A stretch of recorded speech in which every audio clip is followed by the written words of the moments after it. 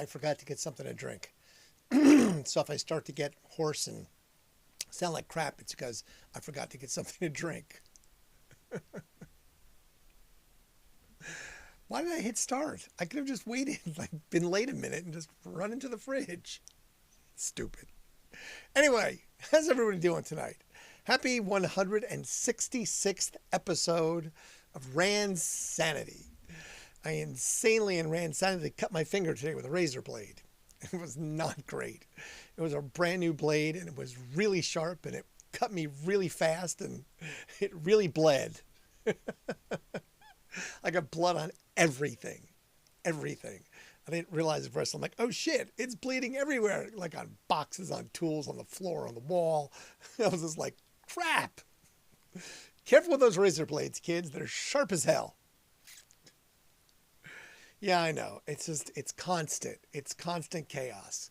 My legs are sore from climbing up onto countertops and everything else. But that's the way it goes, you know? You get achy and old, or old and achy. I don't know which it is. I'm neither, but I'm just saying. I dug this up today. Look at this. How fun is this, huh? This was an all-access pass that was made for me. Look at that. The holiday show from December 9th, 2018. Happy birthday to me. Now, that's me and my miscreant youth days for sure. Look at this. I've got a bottle of Bacardi in one hand, a cigarette hanging out of my mouth, a C for Clark hat on, a pack of Marlboro Lights in my left hand, and I believe that's the hand of Cindy McQuaid, friend with her hand on my crotch right there. I don't know if that was a staged photo. I don't think so. I think that was just a natural occurrence at that moment. Like I said, wait punks on dope. We were miscreants. Feral children, for sure. Feral. We were completely unsupervised as children. Latchkey kids. Parents worked, go out, come back when the sun goes down, or the streetlights go on, more like it. That was the time to be a child, I guess. Anyway, how's everybody doing tonight? I hope you're doing fantastic. It's Thursday, right? Thursday? Yes, it's Thursday. It's confusing because of the holiday and it throws my garbage can schedule off. That's how that works. If my garbage cans aren't the ones I know, I'm completely confused. So, all right, I tried for something a little different tonight. I got good sleep. I did not watch TV last night. Like I said, I went to sit on the couch and was like, no, I'm just going to fall asleep. So I didn't. So I actually got a good night's sleep, believe it or not. And so I actually spent a little extra time and I tried to put some things not in chronological order, but I grouped them. So I grouped things together. How's that sound? I hope that appeases and pleases you. I have a goal. We have to save up for it, but it's going to be really expensive. So I have to get a sponsorship. Sharpie, I really like using your new pens for my writing. And I always have a Sharpie in my pocket when I'm not wearing pajama bottoms. Sorry, I'm comfy. I'm in the basement. It's warm down here because the heater's right there, but it's not going to go off and make noise. But there's a show in Madrid in July. Wow, the lineup is sick. I'll post it tomorrow. I forgot to download it, but it's absolutely sick. It's such a lineup. I was like, if this comes to this country, I will go to it. I will go to Madrid if I am able to. But yeah, it's a lineup. It is crazy, crazy lineup. If you're so inclined, you can Google it before I post it.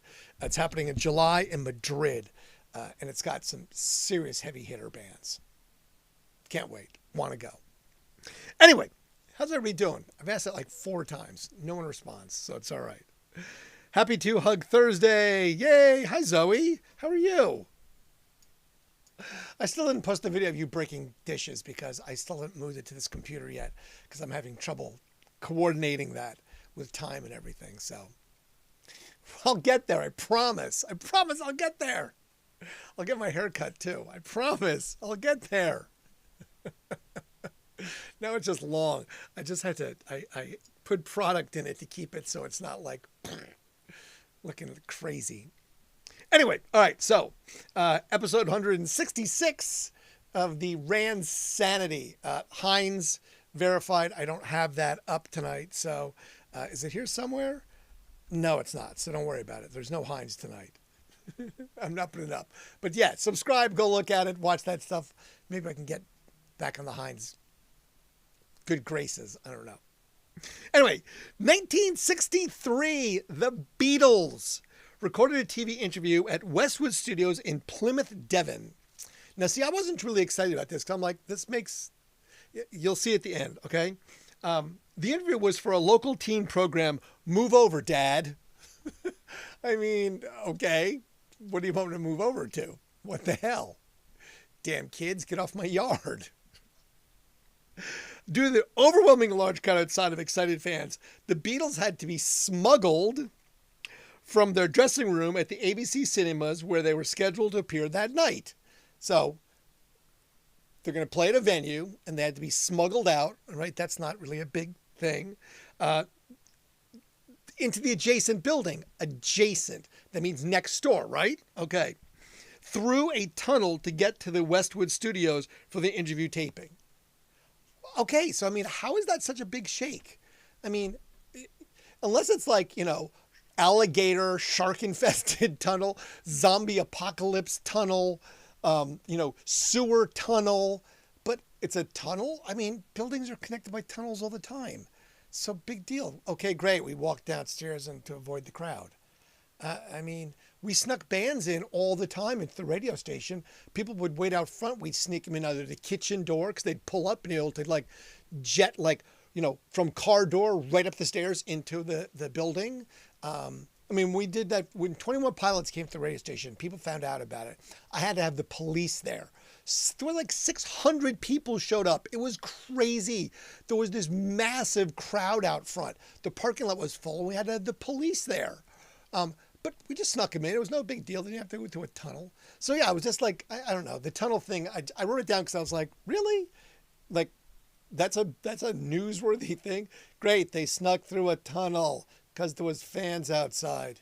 Yay. Anyway, okay, now more Beatles. 2000, the Beatles launched their very first website, www.beatles.com. Makes sense to me. I'm sure somebody else already owned it and they had to go buy it from them because, duh, someone didn't buy the Beatles before 2000. I'm thinking someone had that and they tracked them down and were like, how much? We want the Beatles.com. Right? I mean, when I briefly had Randsanity, I lost it. Because for some reason my credit card didn't go through and I didn't pay attention. And I was like, oh, you can buy it back for $10,000. I'm like, the fuck I can? Yeah, 6 months later or 9 months later, it basically came off the auction block and it was available. So I'd been, squatting on it. So I just bought it again for $21. Now I have it forever because I have it auto subscribed. But yeah, somebody had the Beatles.com. But it was also the day that they released their retrospective compilation album. And it went on to be the 2001 Billboard Album of the Year. 2012, the Beatles. See, I kept them together. The collage of the album Sgt. Pepper's Lonely Hearts Club Band, which was replicated for the album cover and a poster put inside all of the actual records from 1967 of the same name. The collage sold for $90,000. It wasn't very big. It was only so big, but a $90,000 piece of paper. Again, the artwork. It went to an unnamed bidder because I did try and find who bought it because I'm more curious now, see if I can find these. Who bought that for $250,000? Who bought that for $1.5 million? But it was actually an unnamed bidder for this one at an auction in Sotheby's in London. So see, I kept those together. So I went from 63 to 2000 to 2012, and they're all Beatles related. 1964, Decca Records released the Rolling Stones' Little Red Rooster. It was written by Willie Dixon as the Red Rooster, and previously recorded by Howlin' Wolf and Sam Cooke. Now, the single was recorded at Chess Studios in Chicago. The single was #1 hit in the UK, and it remains the only blues song to ever top the UK pop charts. So it's a blues song in the pop charts because there was a pop band that did it. But it's still considered a blues song. Interesting. 1965, the band The Castiles, which featured a young 16-year-old singer named Mr. Bruce Springsteen. The Boss appeared at the Firehouse in Hazlitt, New Jersey. The night was billed as a teenage go-go dance. Now, see, go-go dancing to me in New Jersey always meant like strip club. I'm going to a go-go bar. That's a strip club. So I don't know what that... Because from New Jersey, I know exactly where Hazlitt is. And I may have even been to the venue. I don't think it was called the Firehouse. It might still be there, but I've been to Hazlitt, New Jersey many times. But yeah, I was like, a teenage go-go dance. I'm like, wait, go-go dancing is strip clubs. That's what the terminology that I know go-go dance means. Just FYI. If I'm wrong, I'm wrong. But nah, I'm not. I'm just definitely not. 1968, Hugo Montenegro was at #1 in the UK singles chart for The Good, the Bad, and the Ugly soundtrack, the Clint Eastwood spaghetti western of the same name. Now, I was like, okay, so I listened to it. Yes, that song, the wah, wah, wah, wah, wah, wah. I was like, all right, so that must be a one-hit wonder. Well, I Googled Hugo Montenegro. Not even close. The guy has like 100 songs that he wrote, all sorts of theme songs for tons of different shows. He had a #9 song for A Fistful of Dollars. He wrote the song for The Man from U.N.C.L.E. He has all these different like TV theme songs that this guy wrote. So no, not a one-hit wonder, shockingly. Because remember, a one-hit wonder is that you only have one song that appears in the top 40. It doesn't actually need to be a #1, but it just needs to be one song ever that breaks into the top 40 and never again. So that makes you a one-hit wonder.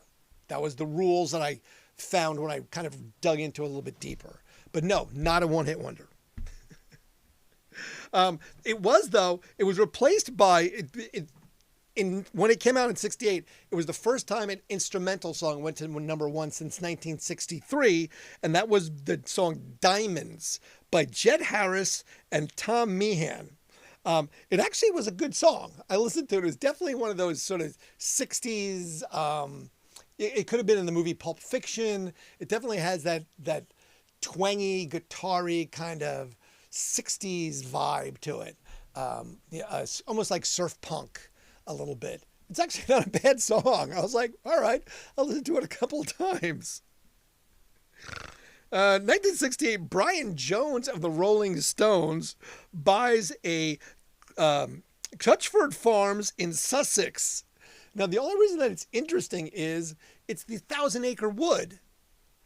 It's the home that was previously owned by A.A. Milner, who wrote Winnie the Pooh. So Brian Jones lives where Winnie the Pooh lives. I was like, oh, that's kind of interesting. I guess, that's the writer's home, and that was what they wrote it about, Winnie the Pooh, and that's where the Rolling Stone lives now, where Winnie the Pooh lived, and Eeyore, and Tigger, and Piglet. I mean, someone had to, right? All right. 1970, Syd Barrett of Pink Floyd fame released his second solo album, Barrett. Just Barrett. It was only 10 months after his debut album was released, The Madcap Laughs. David Gilmour produced the album. The album has since has been revised remastered and extra tracks written from other sessions. I did not find that. I did not look for it.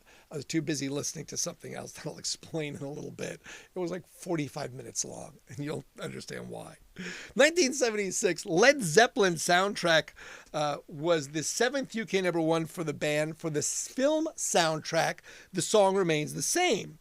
It peaked at #2 in the US, and the tracks were recorded at Madison Square Garden in New York City in 1973. So it was 3 years later.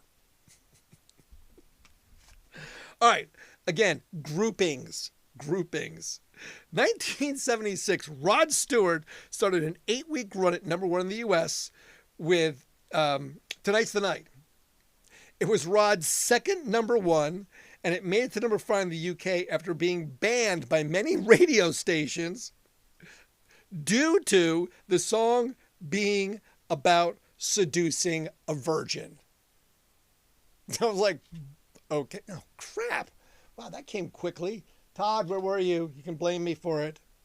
Sorry about that. I wasn't paying attention. I was just kind of thrown because my friend, I'm like, really? I was like, okay, Rod Stewart writing about virgins. In the song, you can hear whispers from the actress Britt Eklund, which was his girlfriend at the current time. Rod Stewart. Next on the Rod Stewart shit show train, Rod Stewart had a lawsuit brought against him in 1990 by Patricia Boughton. Okay, Patricia. She claimed a football that Stewart kicked into the crowd at a concert in Pine Knob, Michigan, hit her and ruptured a tendon in her middle finger. As a result of this injury, she said that sex between her and her husband was very difficult. I just was like, wait, what? What? I had too many questions, and it went way too far mentally for me to go, okay, wait, so what is she doing that requires her middle finger to have sex with her husband? And it just, I mean, too much went on with my mind with this. So I just let it go, because I was like, okay. And this you put this in a lawsuit? Like for the public to know that you, Patricia Boughton, I did not Google her. I was tempted to, trust me.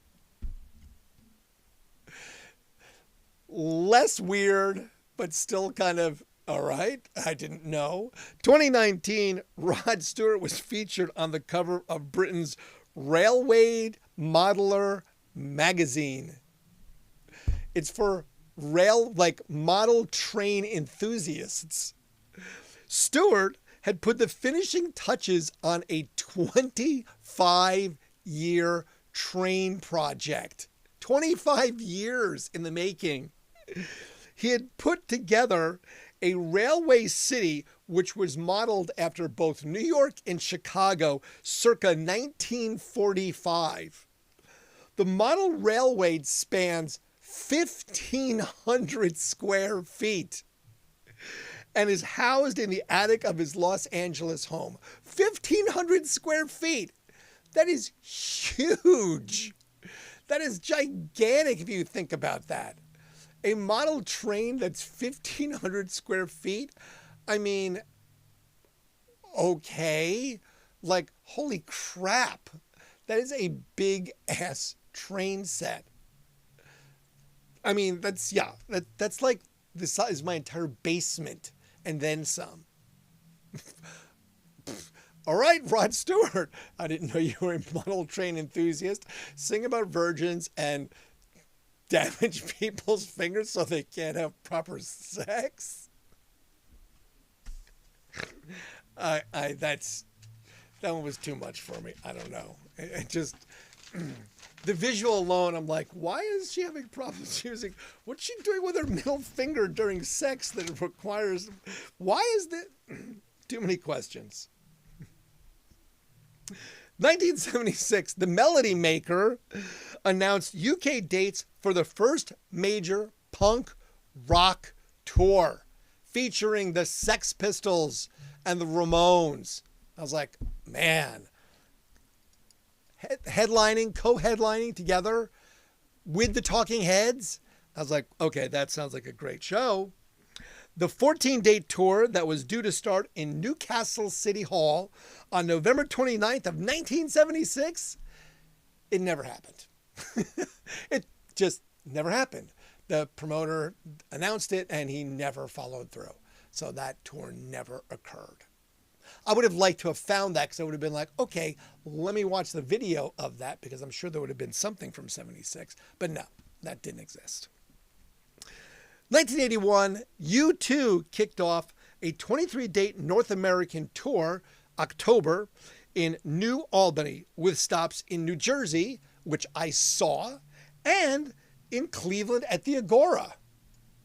So if you were around and you saw U2 at the Agora in 1981, I saw the same tour. I think that was the first time I saw them, 1981, when they played like small clubs. 1982, Men at Work. You know those guys, Men at Work. They started a 15-week run at #1 with their debut album, Business as Usual. In the U.S., it went out to sell over 5 million copies. I mean, that's, again, not shabby. 5 million copies. You know, you're making a couple bucks off each one. Make a little bit of scratch there. 1992, Ronnie Bond of the band The Troggs died. The band had a 1966 #1 in the U.S. and #2 with Wild Thing. You make my heart sing. You make everything groovy. And a #1 with A Girl Like You. Wild Thing. This is what I took my time on tonight because I had to watch it. Why not?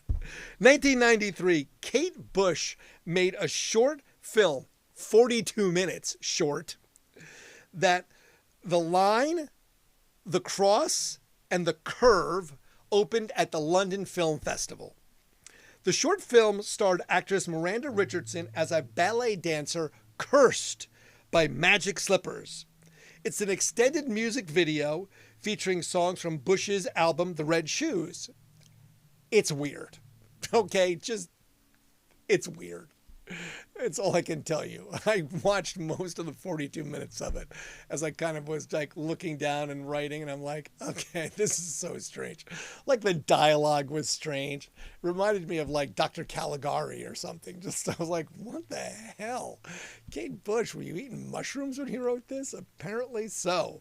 It was definitely a little strange. That's all right. You know, it's avant-garde art at its finest. Thank you, Kate Bush, for putting the effort into it. I did watch it, so I got my 42 minutes worth.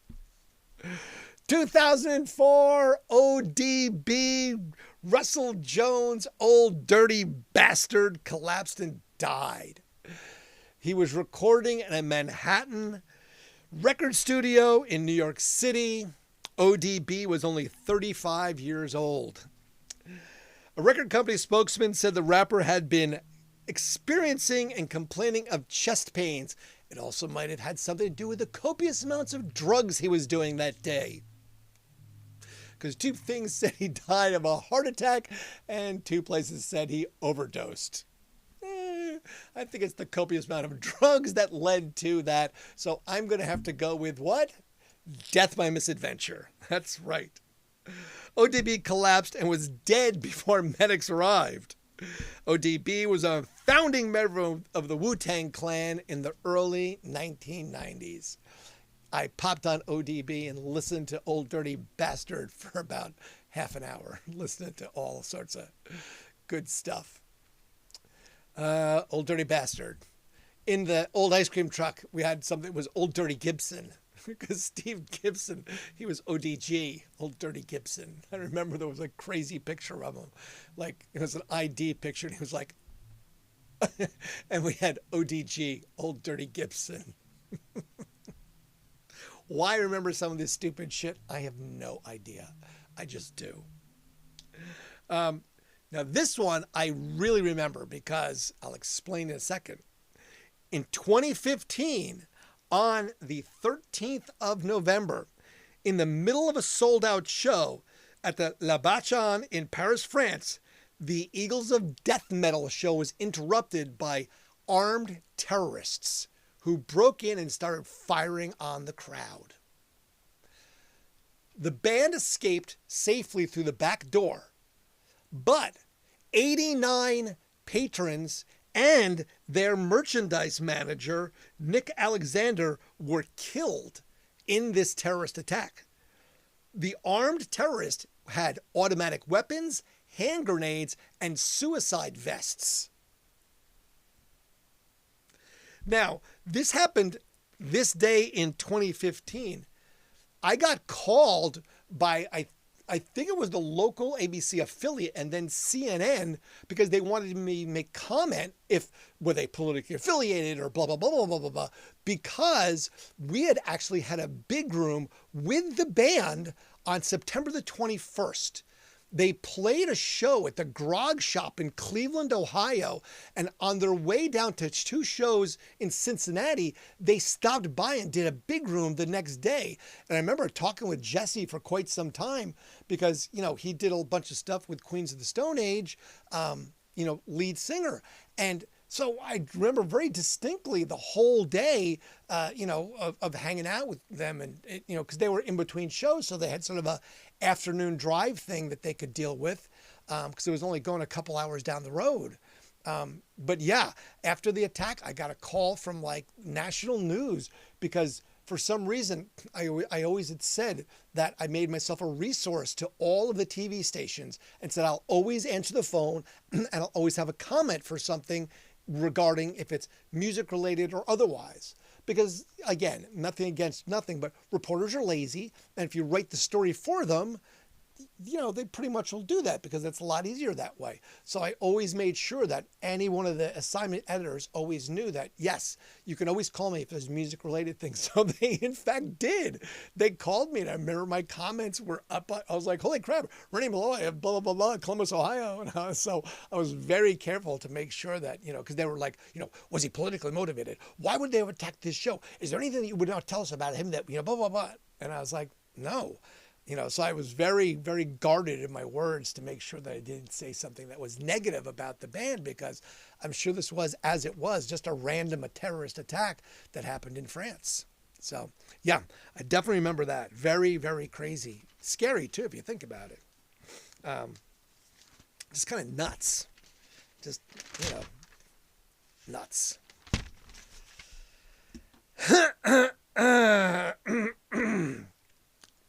1987, Sonny and Cher performed together for the final time on Late Night with David Letterman. They sing I Got You, Babe. Now, I had to go dig into Sonny Bono just a little bit. So, Bono's second wife was Cher. He was married a total of 4 times. He was the mayor of Palm Springs, California from 1988 to 1992.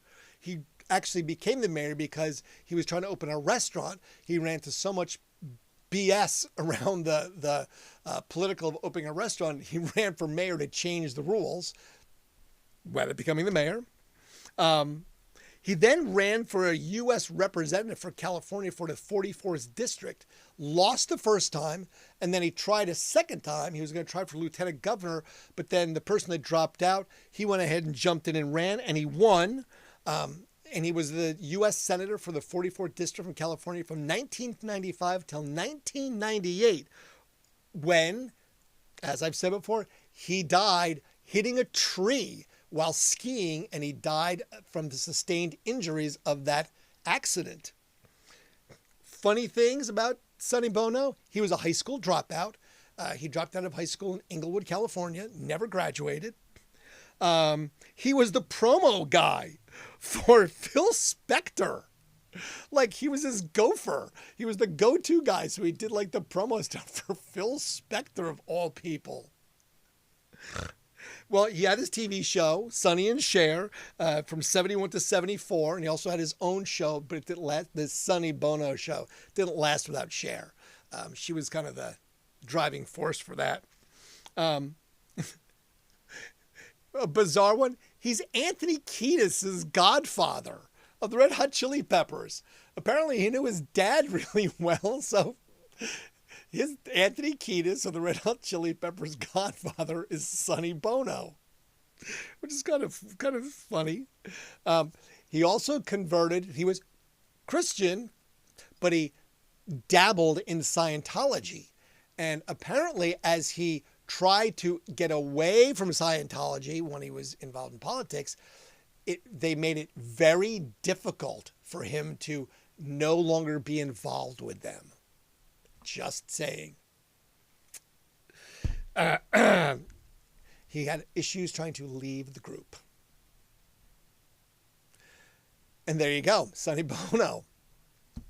2002, Eminem releases his single Lose Yourself from the soundtrack of 8 Mile. It is the first rap song to win an Academy Award for Best Original Song. It's actually a pretty good song. I listened to it. I'm not a hater of Eminem. You know, I mean, you can a little bit, but I don't hate Eminem. He's all right. You know, I'm more of a country music hater. Sorry, it's not my thing. But like I said, I listen to Old Dirty Bastard, listen to Eminem tonight, and I listen to Weird Kate Bush. Weird. All right, birthdays today. It is Roger Steen from the Tubes. Listen to a little bit of Tubes. Andy, the Clobberer Rankin. Now, if you're the Clobberer, come on. You play in a band. What do you think your role is? It didn't take me. I didn't have to guess. I was like, yeah, I get it. He's the drummer from the band The Pogues. Whoopi Goldberg's birthday's today. She's 70. Nikolai Fritteur of The Strokes. Happy birthday. Love The Strokes. Chris Noth of Law and Order and Mr. Big from Sex and the City. Jimmy Kimmel, 58. Woo! Happy birthday to Mr. Jimmy Kimmel. I was hanging out backstage with Jimmy Kimmel, that one right there, with my long hair. And Gerald Butler, 56 today. I don't have a picture of Gerald Butler. Just Jimmy Kimmel. And the only person I found that died today, she was in the show 6 Feet Under and a bunch of other TV shows. Her name was Kelly Waymeyer. She was born in Columbus, Ohio, and she died at like 35, just randomly of heart arrhythmia. Nothing bad. She was born here and died out in California, but that was the person that I found that was any real substance besides ODB, Old Dirty Bastard, because he was. So there you go. So that was the fun right there. And look, yes, that is in fact Jimmy Kimmel. Look at that right there, looking all happy. We were excited. He's very nice. Rob Goldklang, a record label guy, introduced us. That was a Tears for Fears show in the LA Forum for the K-Rock Christmas. The stage was crazy amazing. It was a circular stage they had brought in that won the space so that it was halved. So the stage was round. So there was no break between the bands, which I was like, every place should invest in that, right? I mean, it was just amazing because the band would be setting up behind it, because though there was no second set of drums, there was no other crap there. It was just whatever band stuff was there. And then it was like, okay, the set ended and the stage started to rotate. And it was like, a minute or two and the stage would kind of come around and boom, the band would start playing. And it was a whole new set because it was behind the curtain. They were able to clean it and it was just beautiful. I'll always remember that. I was like, I want that for every show from now on. No changeover between sets. I mean, you don't get time to run and grab a beer or take a pee, but amazing.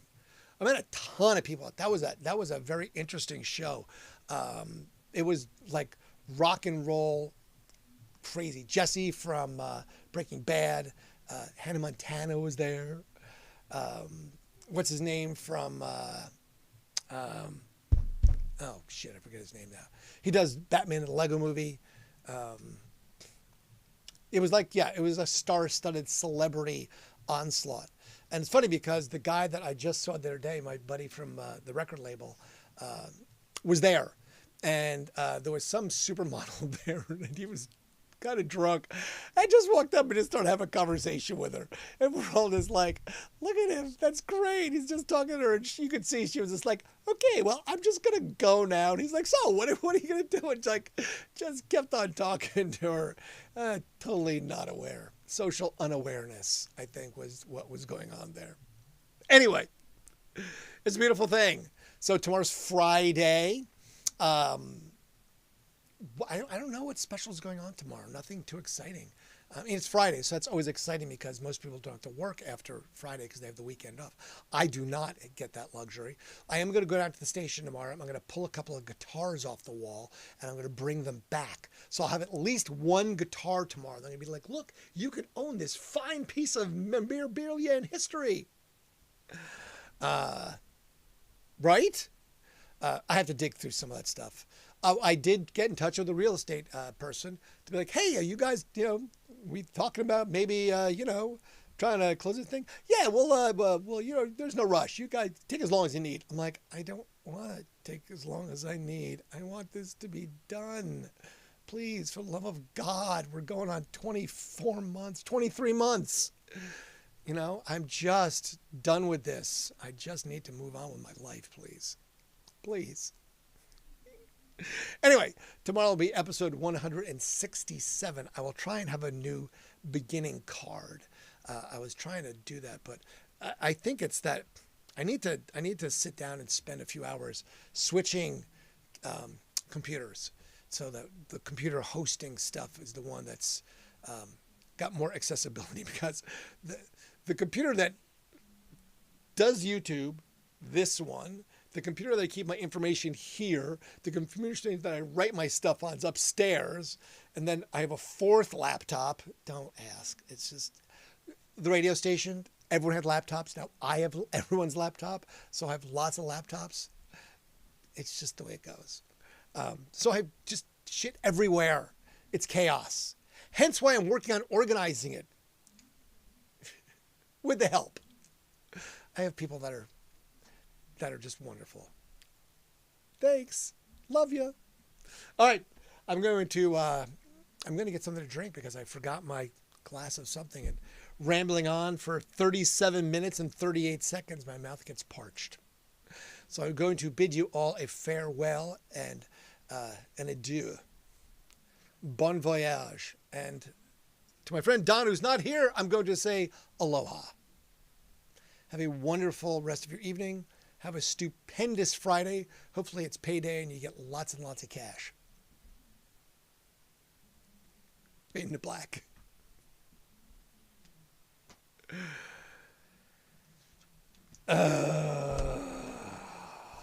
Rod Stewart, what the hell are you doing with that middle finger, lady? That's all I want to know.